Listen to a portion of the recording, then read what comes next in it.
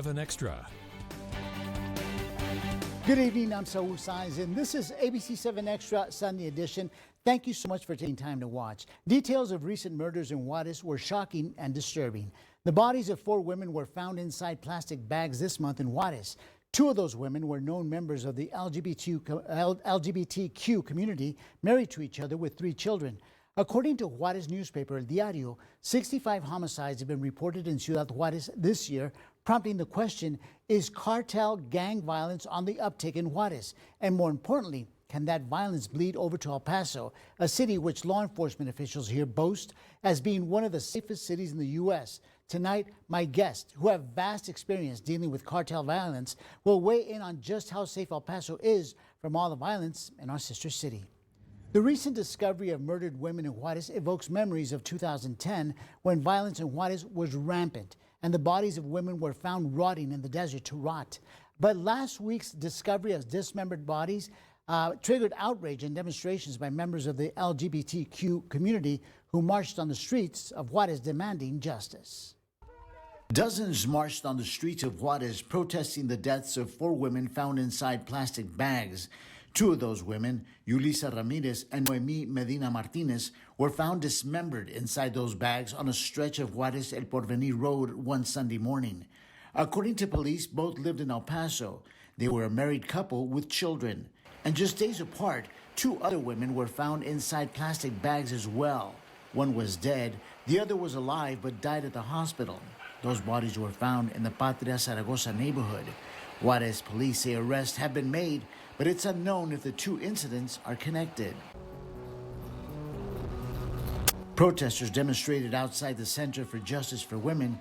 A spokesperson for the protesters told reporters they fear the murders would go unsolved. These latest killings are a dark reminder of past murders in a city well known for crimes against women. This is 2013 video of officials unearthing the bodies of women left in a Juarez desert to rot.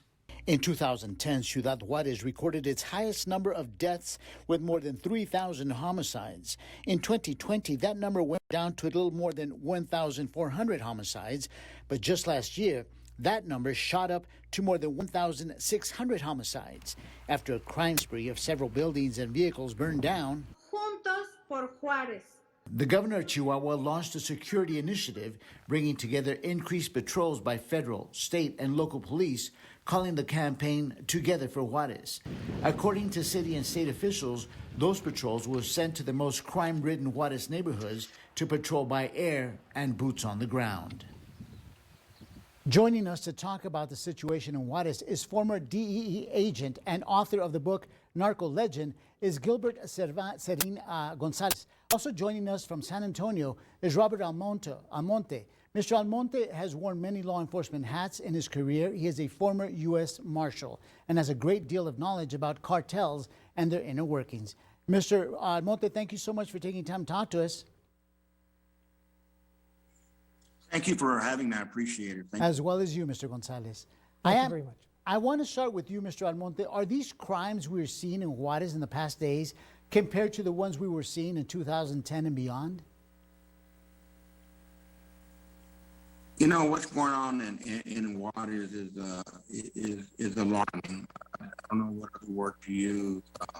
Yeah, what happened in 2010 actually what led to the significant increase in the violence in 2010 was the Juarez cartel was basically in control, and Chapo Guzman sent his cartel to Juarez, so you had the Sinaloa cartel battling the Juarez cartel, and basically things slowed down as far as the homicides and the violence back then because the Sinaloa cartel took over. And what we're seeing now is you still have the Sinaloa cartel in control there. Juarez cartel is still very powerful. And what's come to light is that the new generation cartel is now in the equation. They've actually formed an alliance with the Juarez cartel, and they're battling the Sinaloa cartel. So we're seeing an increase in the homicide, the violence, because of those 3 cartels operating in the area. And the other thing that doesn't help as well is going to be all of the corruption that's involved with law enforcement there in Juarez and in other parts of Mexico. Got it. Mr. Gonzalez, you wrote this book right here called Narco Legenda. Narco Leyenda. And it talks about the violence in Juarez. Give me your expert opinion on what you think is happening in Juarez. Dismembered bodies left on the streets of Juarez. This sounds pretty extreme. Yes, it is. In fact, I was boots on the ground in 2010 during the height of the violence in Juarez. And the book that I wrote is basically my analysis based on someone that was actually there on the ground. And I can tell you that this violence is the residue of cartel, intramural, and violence. And yes, in 2010, the battle was raging between Vicente and the Juarez cartel with their enforcement arm of La Línea against Sinaloa, Chapo. And in those days, Chapo controlled the Valle de Juarez, while the La Línea and Vicente controlled the inner cities. And then the military also was part of the equation in the mix of the battle between the two cartels. And this was the source of much of the violence that was taking place at the time. When you have two notorious cartels hell-bent on destroying each other for control and power, you're going to have a lot of innocent people that get caught in the crossfire. And I see what's happening in Juarez in terms of the violence as this unfortunate residue of this violence between battling cartels and those that are caught in the crossfire that are innocent, but unfortunately are caught in the heat of the battle. Yeah, and that's when we see all these victims that are now turning up in the streets? Yes, absolutely. And the level of violence, I'm sure Mr. Almonte can also attest to this, is grotesque. When you start dismembering bodies and decapitating people and torturing, I mean, this is really nothing new in terms of what's happening with the cartels. But it reached a height that was unprecedented in 2010. And now it looks like we're seeing similar patterns. Based on what I saw when I was in Juarez, I can't think of a better word to describe the violence that was raging, except for just plain evil. Yeah. Just evil. Okay. We're going to take a quick break. You're watching ABC-7 Extra Sunday Edition. When we come back, I'll ask my guests if they believe the latest initiative, Juntos para Juarez, or Together for Juarez, can have an impact on crime in our sister city. This is ABC-7 Extra, where news comes first. It's days to save at Ashley Home Store. Saturday and Sunday only. Save 25% off store-wide with no minimum purchase. Or get 0% interest for 5 years with no minimum purchase and no down payment. 2 days only at Ashley Home Store. Every day is a celebration at Bravo Cadillac. We celebrate our friendships, we celebrate our loyal customers, we celebrate everything. We are Bravo Cadillac, and we're here to serve you in the most amazing ways, like no down payment, no payments for 90 days, and oil changes for life. I'm a veteran, and veterans are always welcome at Bravo Cadillac. Who are we? Bravo! The unknown is not empty. It's a storm that crashes and consumes, replacing thought with worry. But one thing can calm uncertainty: an answer, uncovered through exploration, teamwork, and innovation. An answer that leads to even more answers. Mayo Clinic. You know where to go. The classic Hollywood story. We meet the hero, the all-new Nissan Frontier. Hero faces seemingly impossible challenge. The plot twist. The hero prevails. In Hollywood, this would be the end. But out here, we're just getting started. Introducing the all-new Nissan Frontier. Get 0% financing for up to 72 months on 14 models, or get a low $301 per month lease on Frontier.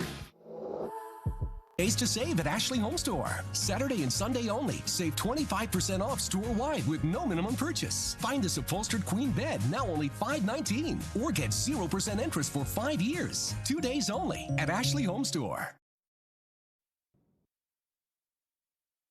Welcome back to ABC-7 Extra Sunday Edition. Joining us now is former DEA agent and author of the book Narco Leyenda is Gilbert Servin Gonzalez. Also joining us is Robert Almonte from San Antonio. Mr. Almonte has worn many law enforcement hats in his career. He's a former U.S. Marshal and has a great deal of knowledge about cartels and their inner workings. Mr. Gonzalez, I posed a question before going to break. Do you think the latest state and local initiative to combat crime can work? Any initiative that mobilizes resources with the intent of doing good, of minimizing violence, is always welcome. And my personal opinion is that one needs to be positive and motivating and encourage anything that can help quell this violence that hurts so many people. Especially in Juarez. You know, as a kid, Saul, you and I grew up in El Paso, in the same neighborhood, we went to the same schools, and I'm sure we both have ties to Juarez, families. As a child, I grew up in Juarez, playing soccer outside of my grandparents' home up by the hills in Juarez, and it was a different city back then. The violence was not at the level that it is now.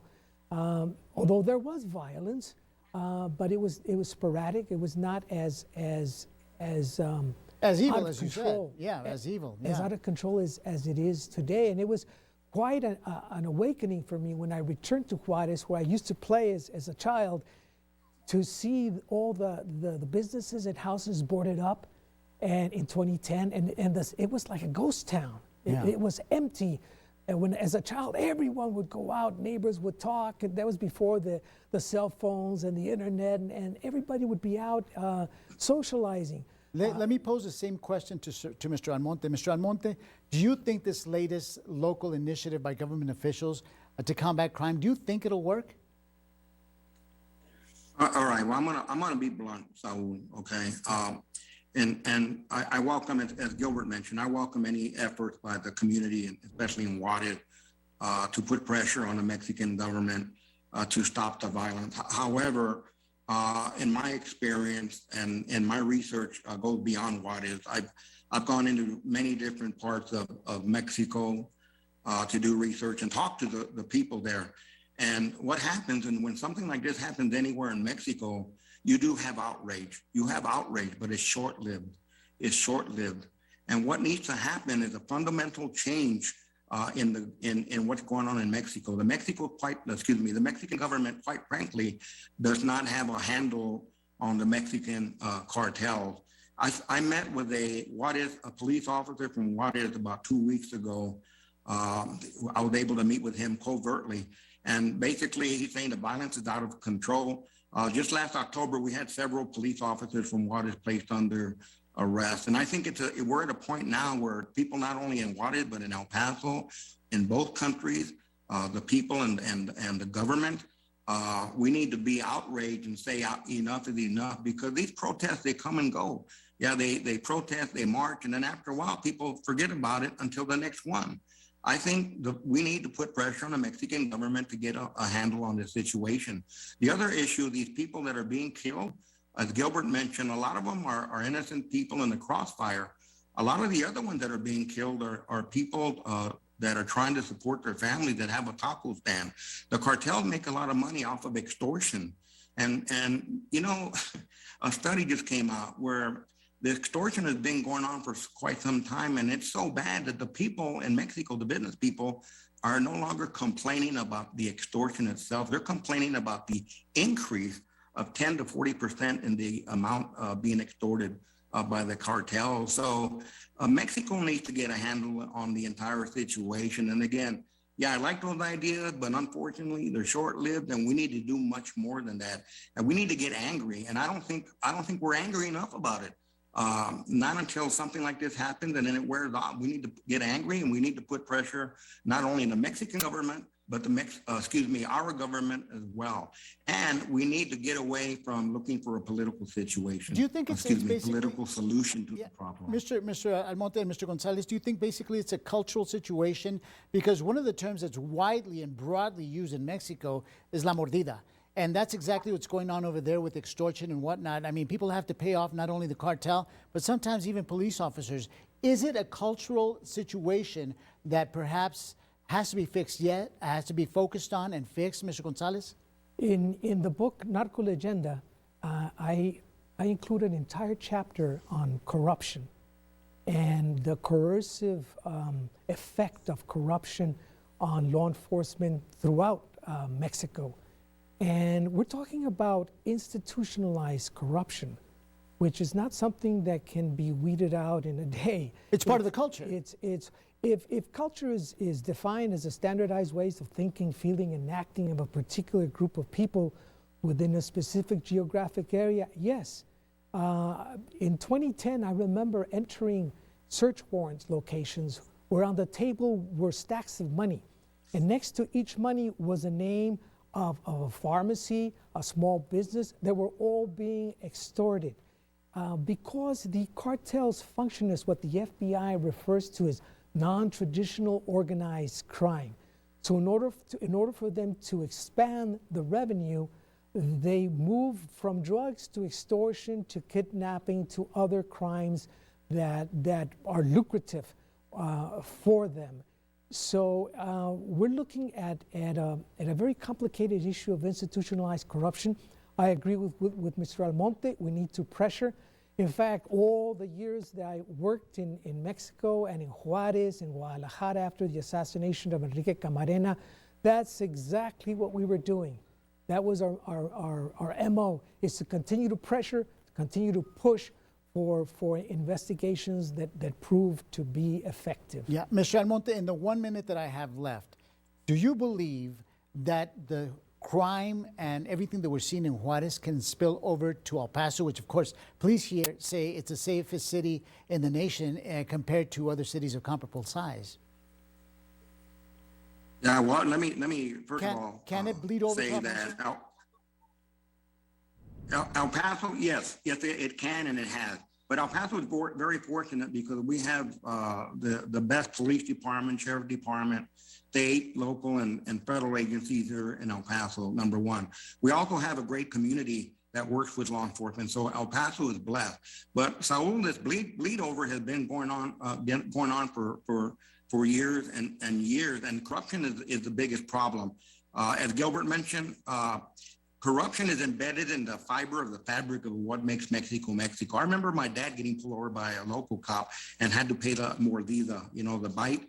And I'm writing a book on the culture, things, and music of the cartel, and all of that will be there in the book as well.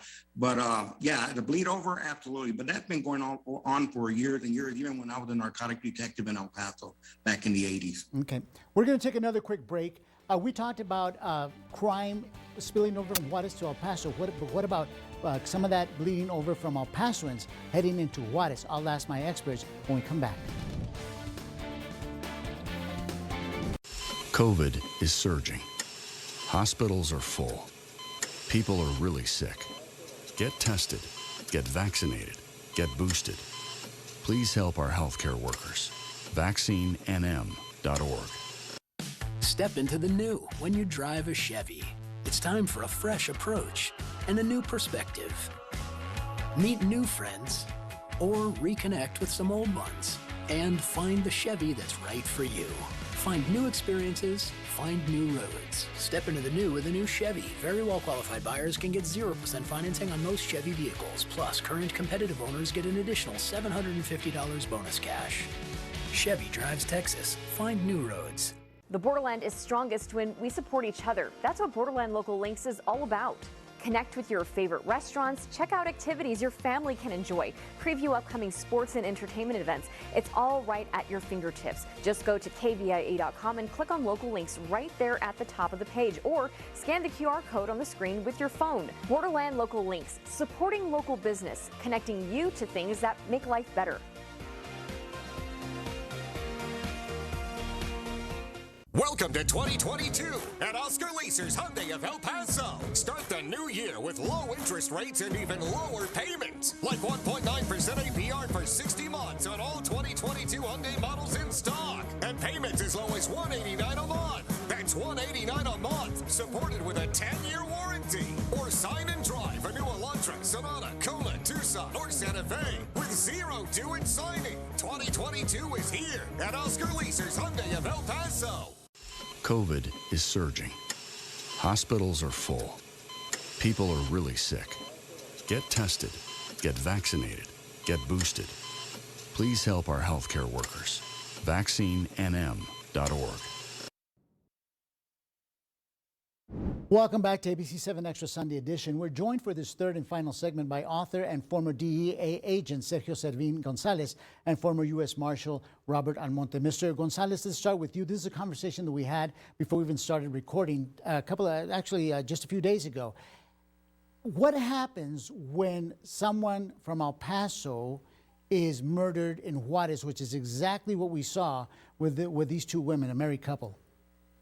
Well, in terms of spillover violence, yes, there is spillover violence from Mexico to the U.S., but it's limited in scope. Of course, one murder is too many, but usually the trying to resolve vendettas many times play out in the United States. My personal experience working on the ground in Mexico is that if there is a member of a cartel that is in trouble with the cartels in Mexico, there's really no need to come and assassinate him in the streets of El Paso. Kudos to our police department, our sheriff department. They're the best. Won't take anything away from them. But the cartels know that we are a community that's united. Sooner or later, the target is going to go to Juárez, whether it's to visit family, to take care of business, for recreation, to party, or whatever the reason. Sooner or later, they'll end up in Juárez. The cartels have a very well-organized system of halcones, which is falcons, that's spies. Sometimes they utilize border gangs like the Barrio Aztecas to conduct surveillances. When their target moves into Juárez, that individual, unfortunately, is probably never coming back to El Paso. So much of the violence that takes place in Juárez is premeditated, and it's targeted and it's organized. Got it. Mr. Almonte, how much of an influence do you think Juárez gangs have on El Paso youth? They have a tremendous amount of influence, Saul, and the main gang would be the Barrio Azteca gang, which is operating both in Juárez and in El Paso, and the gangs are actually the enforcers for the Juárez cartel La Línea. And talking about this, getting back, just one more thing on the spillover violence. When I was working as a detective with the El Paso Police Department, one of my informants was, I guess, asked to go to Juárez and ended up getting killed over there. The other thing we need to remember is that case that occurred a few years ago on the same street where Chief Greg Allen lived, where he's walking his dog, and a truck goes by and kidnaps one of the neighbors, I guess, of the chief, and abducted him. There were shots being fired, abducted him, killed him, took him to Mexico, and they found him dead with his hands cut off. So there's a potential for both kinds of violence, that where they're abducted in El Paso, taken to Juárez, or they come over to Juárez. But a lot of it is just as Gilbert mentioned, where they're taken to or somehow lured to Juárez, or they go to Juárez and they end up getting killed there. As far as the gang activity, yeah, the other issue, the concern is that a lot of cartels are recruiting our young people to drive load vehicles over from Juárez to El Paso, and that's been going on for a while. But now we're seeing an increase in the use of the cartels using social media to recruit our kids there in El Paso. So that's another thing that the parents there in El Paso need to be aware of and cognizant of, and keep an eye on what their kids are doing on social media. What is the lure? How do they attract youth over here in El Paso?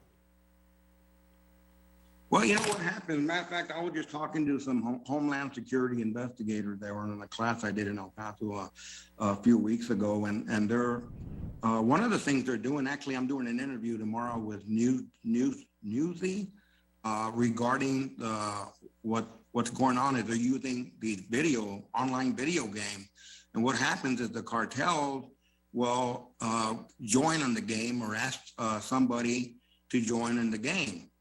And then, because when you're on an online video game, you can play with anybody in the world. It's the internet. So the cartels know that. So what they'll do is seek somebody out in the game, and then they'll lure them by offering them points or coins that allow the other person to win more games. And what they'll do is they'll get them they will come over here and you can make some money. And they'll show them the nice cars they have, the money, the clothes, and all those things. So that's something that the parents should be really, really aware of. But they're using the online video games. They're using Facebook. Facebook, not as much anymore. They're using Snapchat quite a bit. But yeah, these online video games are definitely a concern, and the cartels have plugged themselves into using those to recruit people to work for them. Mr. Gonzalez, do you think that perhaps we need to increase awareness here in El Paso so that we don't have a lot of people in Juarez, a lot of those gangs recruiting over over here in El Paso? Well, absolutely. Now that I'm retired, I do spend as much time as I can at high schools and any type of prevention educational programs that I can assist. The lure, the cheese on the trap, whether it's through social media or any other means, is the money. That is the primary motivating factor of drug trafficking, is the lure of easy money. And that is a heck of a motivator, because it is a very powerful motivation. And you see it in El Paso in recent situations where there's an uptick in drug sales by young people involved in actual shootouts over payments for drugs. The fentanyl situation has created havoc in our community and is an easy lure for young people to sell a few pills, but it is an opiate, a synthetic opiate that's as powerful and as addictive as heroin. And it is an epidemic in our country. And can be deadly in many more ways than one, apparently. Absolutely. Okay. Mr. Gonzalez, Mr. Almonte, I want to thank you so much for taking time to talk to us. And I want to thank you, our viewer, for sharing your Sunday evening with us. Many of us have family in Juarez and are concerned about their safety, but we're also concerned about some of that violence spilling into El Paso. We're obviously just a stone's throw away from our sister city. I hope tonight's program helped calm some of those fears.